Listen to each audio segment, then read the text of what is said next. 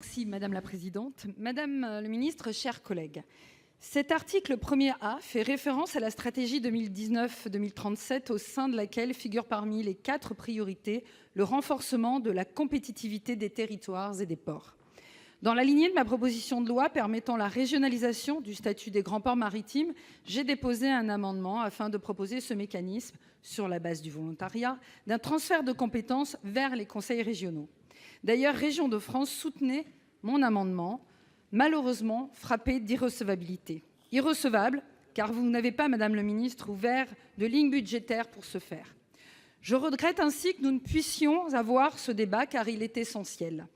Il est essentiel pour nos mobilités, pour notre développement économique et pour l'aménagement de notre territoire. Depuis la réforme portuaire d'octobre 2008, le statut de grand port maritime s'est substitué à celui de port autonome. Ce statut regroupe néanmoins pêle-mêle des ports à vocation internationale, au même titre que des ports placés sur des axes de trafic national. Or, pour ces derniers, de nombreux élus locaux se prononcent depuis plusieurs années pour une plus grande implication des collectivités territoriales. Les grands ports maritimes restent aujourd'hui les derniers ports qui ont pour obligation de conserver un statut d'établissement public placé sous la responsabilité de l'État, comme le permet l'article 22 de la loi NOTRe. Dans un rapport publié en février 2017, la Cour des comptes rappelait l'urgence de trancher la question de la gestion des grands ports maritimes. Elle soulignait que la réforme des grands ports maritimes avait donné lieu à une mise en œuvre inégale, à des effets modestes et une attractivité insuffisante.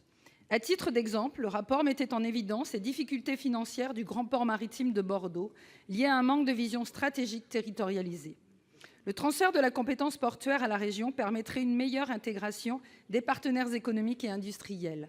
L'État y resterait néanmoins un acteur central pour l'accomplissement des missions régaliennes liées à la sécurité maritime et au contrôle des flux, ainsi que pour sa compétence en matière de dragage.